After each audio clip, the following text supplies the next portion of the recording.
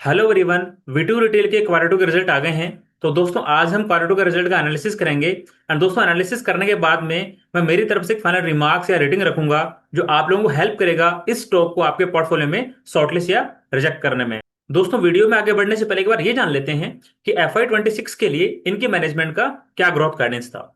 दोस्तों इनके मैनेजमेंट का रेवेन्यू के पर्सपेक्टिव से गाइडेंस था कि हम लोग अराउंड 50% से हमारा रेवेन्यू ग्रोथ कराएंगे। स्टोर एक्सपेंशन के पर्सपेक्टिव से FY 25 के एंड में इनके लगभग 180 से 190 स्टोर थे। एंड दोस्तों FY 26 में ये लोग अराउंड 120 के आसपास न्यू स्टोर लॉन्च करने का प्लान कर रहे थे।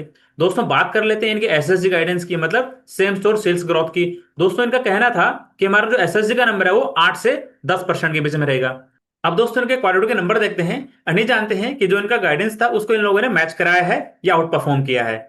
दोस्तों ये है इनके क्वार्टर टू के नंबर्स। दोस्तों बात करें रेवेन्यू की तो YoY पर्सपेक्टिव से इनका क्वार्टर टू के अंदर रेवेन्यू 86% से ग्रोथ हुआ है। ये हमने ऑलरेडी इनका जो बिजनेस अपडेट आया था क्वार्टर टू का उसमें डिस्कस कर लिया था।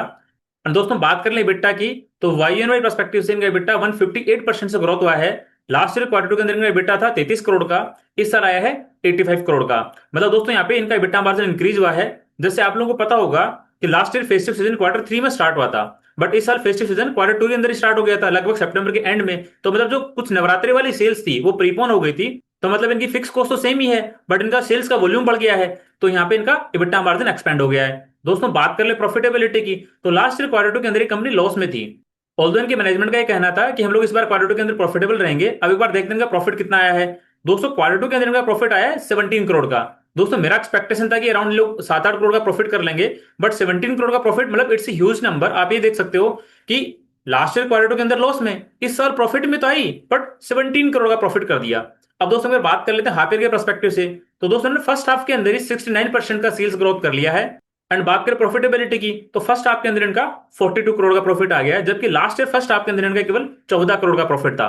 तो मतलब दोस्तों नंबर देख के तो बड़ा अच्छा लग रहा है। जो इनका गाइडेंस था अराउंड 50% से ग्रोथ करने का रेवेन्यू और प्रॉफिट को, उसको तो बीट करते हुए दिखाई दे रहे हैं। अब दोस्तों बात कर लेते हैं बाकी के इंपॉर्टेंट पैरामीटर्स की। दोस्तों क्वार्टर टू के अंदर इनका जो SSG रिपोर्ट हुआ है वो है 23.40% का, बट दोस्तों मैनेजमेंट का कहना है कि हमारा जो एक्चुअल SSG है, नॉर्मलाइज SSG है, वो 10.30% का है। ऐसा क्यों? बिकॉज जैसे हमने डिस्कस किया इस बार फेस्टिवल सीजन क्वार्टर टू के अंदर स्टार्ट हो गया था। तो मैनेजमेंट का कहना है कि नवरात्रि वाले सेल्स यदि एक्सक्लूड करते हैं तो हमारी SSG निकल के आएगी 10.30%। एंड दोस्तों इनका जो SSG का गाइडेंस होता है वो 8 से 10% का होता है। मतलब जो SSG का इनका गाइडेंस था उसको भी इन्होंने ओवर अचीव कर लिया है। अब दोस्तों बात कर ले वॉल्यूम ग्रोथ की। YoY पर्सपेक्टिव से इनका वॉल्यूम 58% से ग्रोथ हुआ है। एंड दोस्तों रीजन सेम ही है, because last year quarter two के अंदर फेस्टिव सीजन नहीं था, इस साल फेस्टिव सीजन क्वार्टर टू में स्टार्ट हो गया था। तो जो वॉल्यूम इनका क्वार्टर 3 के अंदर आने वाला था वो थोड़ा प्रीपोन हो गया, उसका पार्शियल पार्ट थोड़ा क्वार्टर टू के अंदर प्रीपोन हो गया, इसलिए यहाँ पे वॉल्यूम ग्रोथ 58% का दिखाया है। दोस्तों बात कर लें एवरेज सेलिंग प्राइस की। दोस्तों इस बार इनका एवरेज सेलिंग प्राइस 315 रुपए का आया है, जबकि लास्ट ईयर क्वार्टर टू के अंदर इनका एवरेज सेलिंग प्राइस कितना था? 269 रुपए का। दोस्तों ये इतना इसलिए बड़ा है बिकॉज जैसे लास्ट कॉन कॉल के अंदर मैनेजमेंट ने ये बताया था कि हमारे जो लोअर टिकट आइटम्स थे जैसे 100 रुपए के, 150 रुपए के, वो हम लोगों ने यहाँ पे रखना बंद कर दिया है, वो इन्वेंट्री हमने वाइप आउट कर दी है। और हमारे पास अभी लगभग वही आइटम्स है, लगभग 200, 250, 250 रुपए या उससे ऊपर की रेंज वाले हैं। इसकी वजह से इनका यहाँ पे एवरेज सेलिंग प्राइस इंक्रीज हो गया है। दोस्तों बात करें स्टोर एक्सपेंशन की। दोस्तों क्वार्टर टू के अंदर इन लोगों ने 43 स्टोर ओपन करे हैं, मतलब इनका गाइडेंस था कि पूरे साल के अंदर 120 स्टोर ओपन करेंगे, इन्होंने केवल क्वार्टर टू के अंदर 43 स्टोर ओपन कर दिए। दोस्तों यहाँ पे आप देख पा रहे होंगे जो उनका नेटवर्किंग कैपिटल डेज है वो थोड़ा इंक्रीज हो गया, मतलब यहाँ पे थोड़ा नेगेटिव है। लास्ट ईयर क्वार्टर टू के अंदर का नेटवर्किंग कैपिटल डेज 37 डेज का था, बट इस बार बढ़ के 45 डेज हो गया। दोस्तों ऐसा क्यों हुआ है? जैसा आपने यहाँ पे देखा होगा कि स्टोर एक्सपेंशन यहाँ पे बहुत तेजी से हुआ है। तो दोस्तों जब नया स्टोर ओपन होगा तो वहां पे अच्छी खासी इन्वेंट्री रखनी पड़ेगी, जब अच्छी खासी इन्वेंट्री रखनी पड़ेगी तो बहुत सारा कैपिटल इन्वेंट्री के अंदर लग जाएगा, इसलिए यहाँ पे दोस्तों नेटवर्किंग कैपिटल डेज इन्वेंट्री के पर्सपेक्टिव से इंक्रीज हुआ है।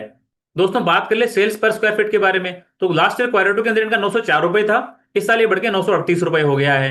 एंड दोस्तों बात करें रेवेन्यू मिक्स का तो दोस्तों इनका जो रेवेन्यू मिक्स है जैसे मेंस वेयर से 40% आता है, लेडीज वेयर से 30% आता है, किड्स से 23% आता है, लाइफस्टाइल से 7% आता है। ये लगभग कांस्टेंट सा ही रहता है। लास्ट के 2-3 क्वार्टर्स को आप उठा के देख लो, रेवेन्यू मिक्स इनका लगभग सेम सा ही रहता है। अब दोस्तों एक बार देख लेते हैं H1 के अंदर इनके टोटल स्टोर कितने ओपन हो गए। दोस्तों यहाँ पे मेंशन किया है कि H1 के अंदर इनके टोटल 71 स्टोर ओपन हुए हैं और एक स्टोर को बंद किया है, मतलब नेट नेट 70 स्टोर ओपन करे हैं। दोस्तों 70 स्टोर H1 के अंदर खोलने का मतलब FY 25 के अंदर इनके लगभग 190 स्टोर थे, अब बढ़ के लगभग 260 स्टोर के आसपास हो गए, मतलब H1 के अंदर 70 स्टोर हो गए। एंड दोस्तों इनका गाइडेंस कितना है? लगभग पूरे साल के अंदर 120 स्टोर ओपन करने का। पहले दोस्तों इनका गाइडेंस 100 स्टोर ओपन करने का था, बट जैसे इन्होंने QIP रेज किया था 400 करोड़ रुपए का, उसके बाद अपना गाइडेंस इंक्रीज कर दिया था और बोला था कि हम लोग अराउंड 120 स्टोर ओपन करेंगे। बट दोस्तों 120 में से 70 तो H1 के अंदर ही ओपन कर दिए। तो दोस्तों मेरे को ये लग रहा है कि इस बार जो कॉनकॉल होगा क्वार्टर टू का उसके अंदर कहीं अपना स्टोर एक्सपेंशन का टारगेट इंक्रीज ना कर दें।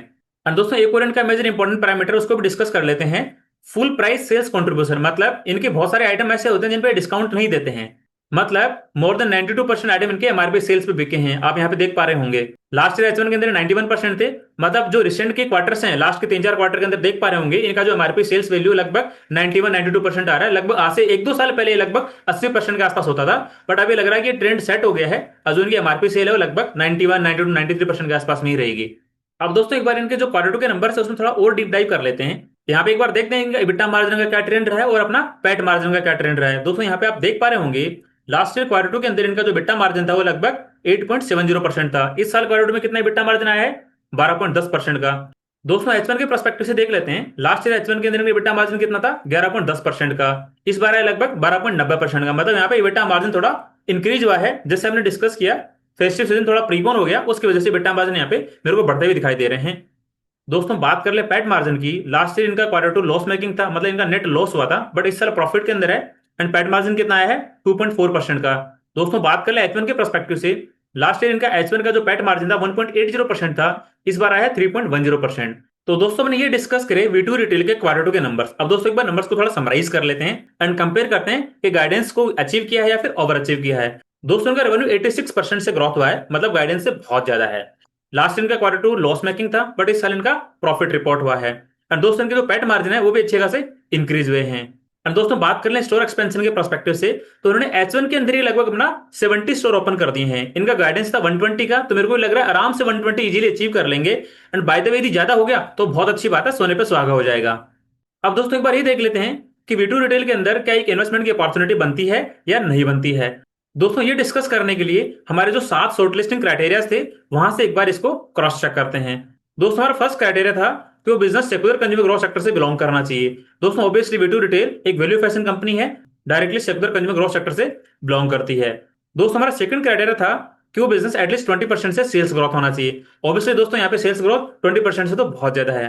दोस्तों हमारा नेक्स्ट क्राइटेरिया था कि उस बिजनेस का प्रॉफिट वाईओने पर्सपेक्टिव से 20% या उससे ज्यादा रेट से ग्रोथ होना चाहिए। ऑब्वियसली दोस्तों यहाँ पे तो कंपनी लास्ट लॉस मेकिंग थी, यानी साल प्रॉफिट हुआ है, वो भी एक्सपेक्टेशन से बहुत ज्यादा प्रॉफिट हुआ है। दोस्तों हमारा नेक्स्ट क्राइटेरिया था कि उसका CFO टू EBITDA पॉजिटिव होना चाहिए। ऑब्वियसली V2 रिटेल का CFO टू EBITDA पॉजिटिव है। दोस्तों हमारा नेक्स्ट क्राइटेरिया था कि उस बिजनेस का रिटर्न ऑन इक्विटी 20% या उससे ज्यादा होना चाहिए। दोस्तों V2 रिटेल का रिटर्न ऑन इक्विटी 27% था क्वार्टर 1 तक। क्वार्टर 2 के अंदर लोगों ने अपना QIP रेज किया 400 करोड़ का, उसकी वजह से there is possibility return on equity down आ जाएगा। बट जैसे ही प्रॉफिट की ग्रोथ करेंगे तो नेक्स्ट 1 साल के अंदर इनका वापस रिटर्न ऑन इक्विटी 27, 28, 30% के आसपास चला जाएगा। दोस्तों हमारा नेक्स्ट क्राइटेरिया था कि उस कंपनी के अंदर एटलीस्ट FIs और DIs की होल्डिंग होनी चाहिए। इस दोस्तों इस कंपनी के अंदर FIs और DIs की होल्डिंग है। दोस्तों मोतीलाल ओसवाल का जो स्मॉल कैप फंड है वो फंड तो यहाँ पे बहुत ज्यादा बुलिश है एंड हर एक क्वार्टर में अपनी होल्डिंग यहाँ पे बढ़ाया जा रहा है। दोस्तों जो हमारा लास्ट क्राइटेरिया होता था वो वैल्यूएशन वाला क्राइटेरिया होता था। एंड दोस्तों हमारा ये मानना था कि यदि बाकी के 6 क्राइटेरिया यहाँ पे फुलफिल करता है तो हम लोग वैल्यूएशन के पर्सपेक्टिव से उस कंपनी की बात करेंगे। तो दोस्तों इस कंपनी ने अपने जो बाकी के 6 क्राइटेरिया है उसको इजीली फुलफिल कर दिया है। तो दोस्तों एक बार वैल्यूएशन की बात कर लेते हैं। दोस्तों क्वार्टर टू का रिजल्ट आने से पहले V2 रिटेल का स्टॉक 105 के प्राइस टू अर्निंग रेशियो पर ट्रेड कर रहा था। दोस्तों क्वार्टर टू का रिजल्ट आते ही इसका प्राइस टू अर्निंग रेशियो घट के कितना हो गया? 86 के आसपास में हो गया। बट दोस्तों ये प्राइस टू अर्निंग रेशियो तो अभी तक के रिजल्ट के हैं। अब ये देख लेते हैं FY26 की फॉरवर्ड अर्निंग के अकॉर्डिंग इसका प्राइस टू अर्निंग रेशियो कितना बनता है। दोस्तों forward price to earning ratio calculate करने के लिए बार ये जान लेते हैं कि FY26 में इस कंपनी का कितना रेवेन्यू बन सकता है, कितना प्रॉफिट बन सकता है। दोस्तों H1 के अंदर इन लोगों ने कितना रेवेन्यू रिपोर्ट किया? लगभग 1350 करोड़ रुपए का। लास्ट ईयर पूरे होल ईयर के अंदर कितना रेवेन्यू था? लगभग 1900 करोड़ रुपए का।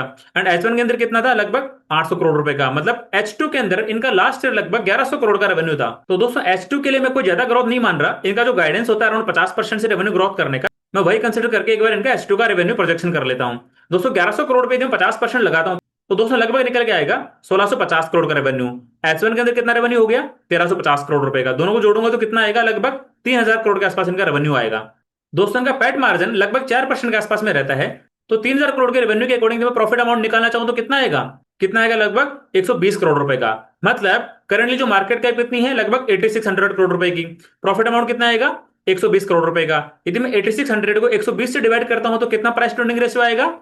वो आएगा लगभग 72 के आसपास में। मतलब आप ये देखो एक ऐसी कंपनी जिसका रेवेन्यू अराउंड 55 से 60% के आसपास में ग्रोथ हो रहा है वाई पर्सपेक्टिव से। एंड प्रॉफिट की बात करें वो लगभग 60 से 65% के आसपास में ग्रोथ हो रहा है। तो दोस्तों की फॉरवर्ड पैग रेशियो कैलकुलेट करने की कोशिश करें तो कितना निकल के आएगा? आपका प्राइस टू अर्निंग रेशियो कितना? 72 का। प्रॉफिट की ग्रोथ कितने की है? लगभग 60 से 65% की। तो यदि मैं 72 के अंदर डिवाइड करूं 60 का तो कितना निकल के आएगा, लगभग 1.2 के आसपास में। मतलब इसका फॉरवर्ड प्राइस कितना निकल के आया, 1.2 का। तो दोस्तों आप ये देखो कि एक ऐसा बिजनेस तो लगभग 50-60% से रेवेन्यू प्रॉफिट ग्रोथ करा रहा है एंड उसका फॉरवर्ड प्राइस 1.2 का है। तो दोस्तों ये तो बहुत ही अट्रैक्टिव डील बन रही है, बिकॉज हमारा क्राइटेरिया होता है कि 20% से ज्यादा की ग्रोथ हो और फॉरवर्ड बैक 1 से 1.5 के बीच में हो। पर दोस्तों यहाँ पे तो ग्रोथ भी लगभग 50 से 60% की है एंड फॉरवर्ड बैक भी यहाँ पे 1.2 का आ रहा है। मतलब यहाँ पे तो बहुत ही लुक्रेटिव डील बन रही है। तो दोस्तों ये ऐसा मेरी तरफ से कोई स्टॉक रिकमेंडेशन नहीं है, आप लोग अपनी खुद की रिसर्च करना, खुद का एनालिसिस करना, उसके बाद में ही डिसीजन लेना कि आपको स्टॉक के अंदर इन्वेस्टमेंट करना है या नहीं करना है। एंड दोस्तों यदि आपका कोई डिफरेंट ओपिनियन है या फिर कोई क्वेरी है तो कमेंट सेक्शन में पूछना बिल्कुल मत भूलना। एंड दोस्तों यदि आपको वीडियो अच्छा लगा है तो लाइक जरूर करना एंड दोस्तों चैनल को सब्सक्राइब करना बिल्कुल मत भूलना, बिकॉज इसी तरह से जो हाई ग्रोथ कंपनीज होगी उनके रिजल्ट का एनालिसिस करके वीडियो बना के मैं यहाँ पे अपलोड करने वाला हूँ, जो आप लोगों को हेल्प करेगा आपके पोर्टफोलियो को रिस्ट्रक्चर करने में। ठीक है दोस्तों, आज की वीडियो में इतना ही, मिलते हैं नेक्स्ट वीडियो में, तब तक के लिए थैंक यू।